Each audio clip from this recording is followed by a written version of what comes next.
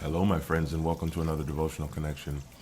I've been on this identity search, and what does it mean to have your identity in Christ? What things change in you when you accept who He says you are, when you disconnect from the world, when you stop allowing every other hook of the enemy or self-inflicted wounds, familial wounds, to dictate who you are. What happens when I put my priorities straight? When I love God more than I love my nation, when I love God more than I love my culture, when I love God more than I love where I'm from. What happens when I stop identifying myself by what has happened to me or what I've done, and I start identifying myself by what God says that I am? And I came across Second Peter. Is it Second Peter or is it First Peter? It's First Peter, chapter 2, verses 9 through 10, but really 9 through 12. And if you really, really, really want to dig in, 11 through 25 talks about how to live godly lives in a pagan society, which I think is very prevalent to today. But I want to talk about your identity in Christ and who He says we are. If you go to 1 Peter chapter 2 and verse 9, he says four things. Peter's letter. He says, "You are a chosen people. You are a royal priesthood. You are a holy nation, and you are God's special possession." Now, just that first part gives you identity. Number one, if you go back to Ephesians chapter 1, one of my favorite books of the Bible, God says, "I chose you before the foundation of the world to be holy and blameless before my sight." That choice is still prevalent here in the New Testament in Peter's letter to the church. He declares you are a chosen people. Remember, God didn't choose Israel because they were strongest. He chose them because they were the smallest. He chose them because He loved them. Bottom line, I'm chosen in love as well. And then He puts me in an elevated position. He calls me a royal priesthood. That part of that lineage, part of that line. You remember, Israel had a line of priests, the Levites, all those that were under Aaron, and they were the priests, and they were in an elevated position in the society. And God says, now, as my church, you are a part of that royal priesthood. Israel didn't do what they were supposed to do, so now I'm going to change it up. My new chosen vehicle, the church, my chosen people, I'm going to make everyone part of that royal priesthood. And then He goes on to say, you're not just chosen by me. I'm not just elevating your position. Come and meet the bigger family.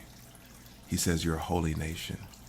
I set you apart. There are many of you. Come and meet the family. That means that we're coming from all over the place. It doesn't matter where our history is, what our background is, where we're from, what nationality we are, what cultural representation we have. He says, I have them from everywhere, and you're a holy nation, and you're all part of the family. Matter of fact, your background just flavors the dish, but God is still the dish. And then He says, you're my special possession. Those things are important because I'm not just chosen by God and put in the house and shoved in a back room somewhere, protected, fed, but never part of the family. No, He puts me at that elevated position. He gives me a seat at the table. He introduces me to the bigger family, and He says, you're special to me. I'm not going to treat you like a dog. I'm not going to treat you like, what is the old adage, a redheaded stepchild.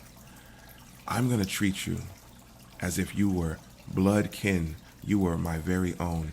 You are adopted into this family. You have all the rights and privileges of a child of God.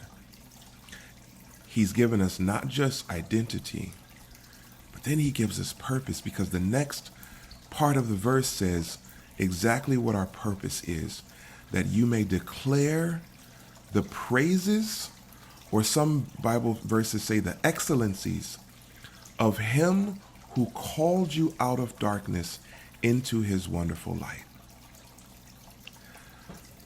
Right in the verse, He not only gives you identity, but now he gives you purpose. And if I, as a part of his family, am doing anything other than declaring the praises of him who called me out of darkness into his wonderful light, if I'm declaring anything else, I'm not living in the purpose that he's called me to.